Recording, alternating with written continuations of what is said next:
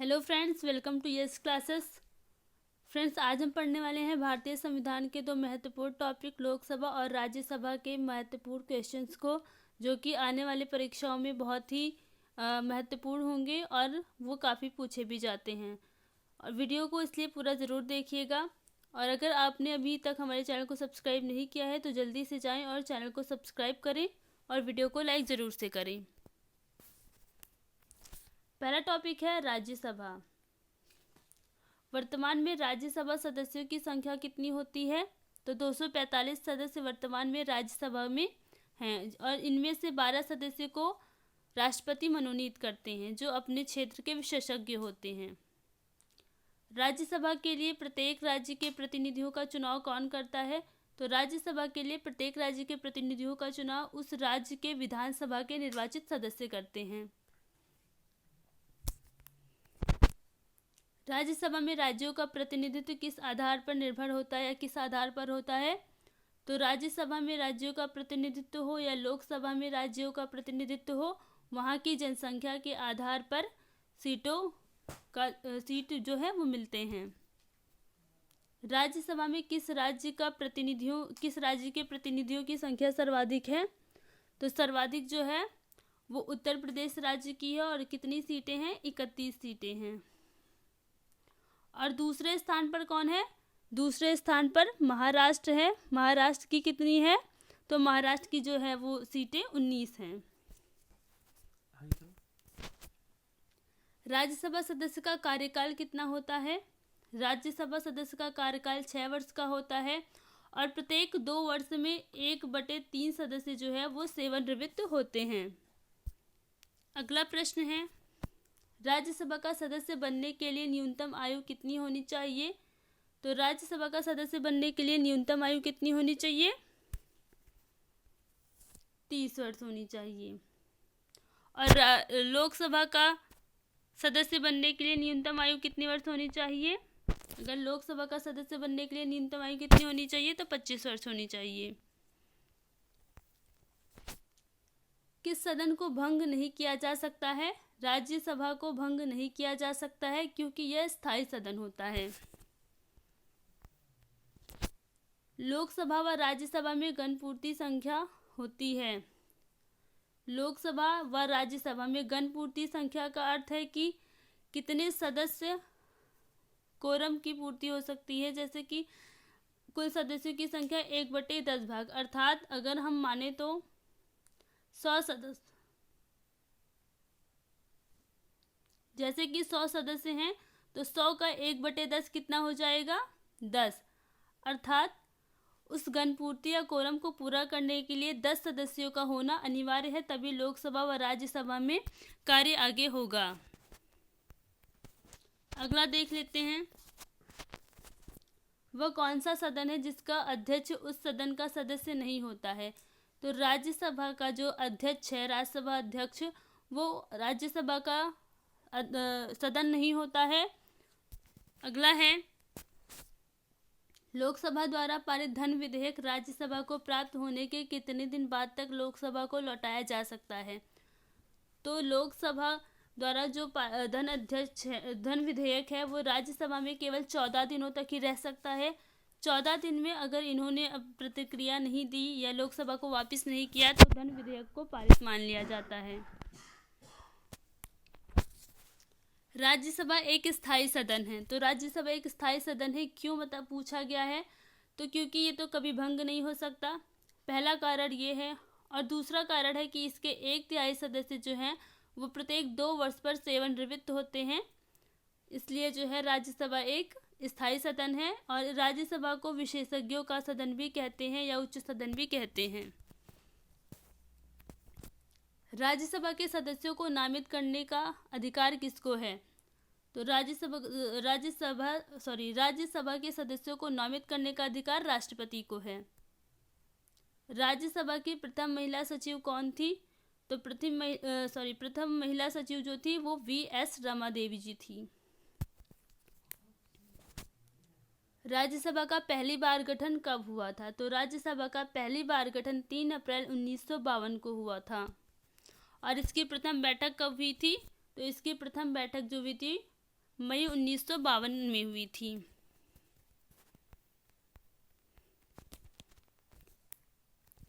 भारत में किसकी स्वीकृति के बिना कोई भी सरकारी खर्चा नहीं किया जा सकता है? तो संसद की स्वीकृति के बिना कोई भी सरकारी खर्चा नहीं किया जा सकता है। राज्यसभा के सभापति की अनुपस्थिति में राज्यसभा का संचालन कौन करता है? तो राज्यसभा के सभापति की उपस्थिति में राज्यसभा का संचालन उपसभापति करते हैं।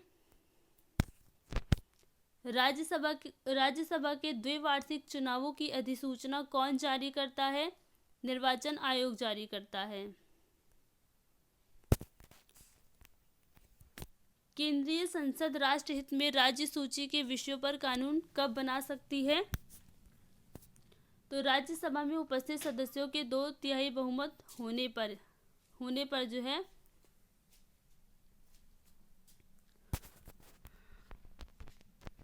विषयों पर कानून बना सकती है। अर्थात जब राज्यसभा में 2/3 सदस्य का बहुमत होगा तभी जो है उस पर राष्ट्रहित में या किसी भी विषय पर कानून बनाया जा सकता है। इसे विशेष बहुमत भी कहते हैं।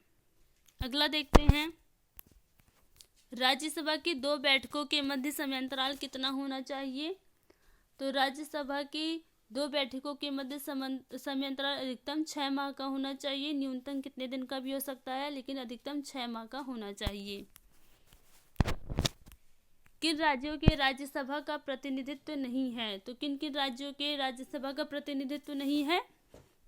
अंडमान निकोबार, चंडीगढ़, दादर नगर हवेली, दमन दीव और लक्षद्वीप राज्यों का राज्यसभा में प्रतिनिधित्व नहीं है। राज्यसभा के प्रति उत्तरदायी कौन नहीं होता है? तो मंत्रिपरिषद नहीं होती है। मंत्रिपरिषद लोकसभा के प्रति उत्तरदायी होती है। भारत के कौन से प्रधानमंत्री राज्यसभा के सदस्य रहे हैं? तो भारत के कौन से प्रधानमंत्री राज्यसभा के सदस्य रहे हैं? इंदिरा गांधी जी, श्रीमती इंदिरा गांधी जी व डॉक्टर मनमोहन सिंह जी जो है वो राज्यसभा के सदस्य रहे हैं। और भी रहे हैं 1996 से 97 में राज्यसभा के सदस्य HD देवगौड़ा जी भी थे, जो कि प्रधानमंत्री बने थे। 1997 से 98 में गुजराल साहब थे, जो भी राज्यसभा से प्रधानमंत्री सदस्य रहे थे। अब अगला टॉपिक है लोकसभा। तो इसके कुछ महत्वपूर्ण प्रश्न देख लेते हैं कौन कौन से हैं। जनता द्वारा प्रत्यक्ष रूप से निर्वाचित सदन को क्या कहते हैं? तो जनता का लोकप्रिय सदन भी लोकसभा को कहा जाता है। जनता का लोकप्रिय सदन भी कहते हैं, निम्न सदन भी कहते हैं। लोकसभा के सदस्य का कार्यकाल कितना होता है? तो लोकसभा के सदस्य का कार्यकाल कितना होता है? 5 वर्ष का होता है। संविधान में लोकसभा के सदस्यों की मूल संख्या क्या है? तो संविधान में लोकसभा सदस्यों की मूल संख्या 550 है। पहले 552 थी, परंतु अब 2 आंग्ल इंडियन को हटा दिया गया है, जिससे कि इसकी संख्या 550 रह गई है। वर्तमान में लोकसभा में कितने सदस्य हैं? तो 545 सदस्य हैं। राष्ट्रपति आंग्ल भारतीय समुदाय के कितने प्रतिनिधियों को लोकसभा में नामित कर सकता है? तो 0। वर्तमान में 0 कर सकता है, क्योंकि वह अब नामित नहीं होते हैं। लोकसभा में किस आधार पर सीटें आवंटित होती हैं? तो जनसंख्या के आधार पर होती हैं। किस राज्य की जनसंख्या कितनी है? तो जिस राज्य की जनसंख्या जितनी अधिक होती है उस राज्य में सीटें उस राज्य को उतनी ही सीटें अधिक दी जाती हैं। वर्तमान लोकसभा में प्रत्येक राज्य के लिए स्थानों का आवंटन किस पर आधारित है? तो 1971 की जनगणना पर आधारित है।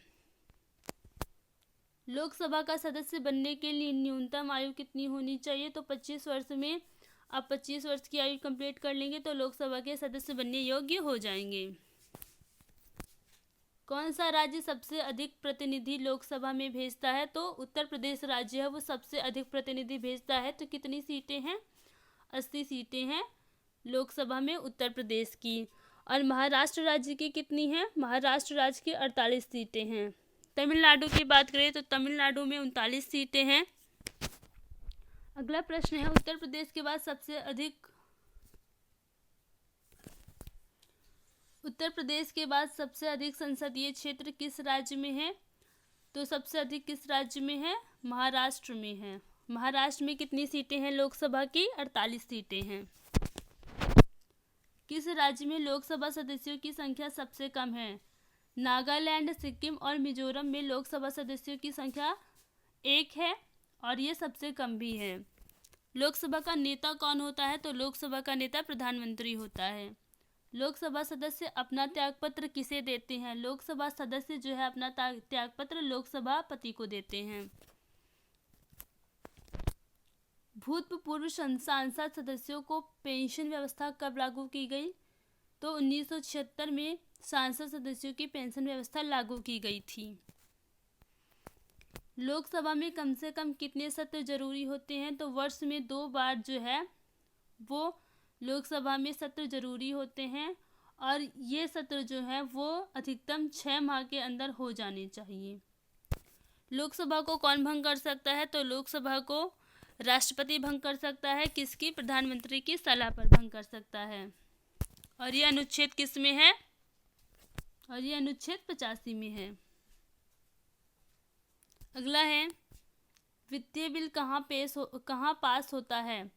तो वित्तीय बिल लोकसभा में पास होता है। अगला है और वित्तीय बिल का अनुच्छेद क्या है? किस अनुच्छेद के तहत जो है वो वित्तीय बिल पास होता है? तो अनुच्छेद 110 के तहत। अविश्वास प्रस्ताव किस सदन में लाया जाता है? तो अविश्वास प्रस्ताव जो है वो लोक सदन में लाया जाता है। बजट किसके द्वारा पारित किया जाता है? तो बजट जो है वो लोकसभा के द्वारा ही पारित किया जाता है।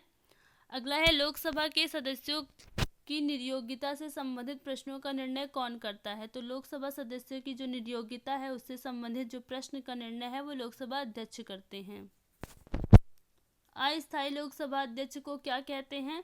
तो अस्थायी लोकसभा अध्यक्ष को प्रोटेम स्पीकर कहते हैं और इसे कौन नियुक्त करता है? तो राष्ट्रपति नियुक्त करते हैं। क्यों करते हैं? क्योंकि जब नई लोकसभा बनती है या उसमें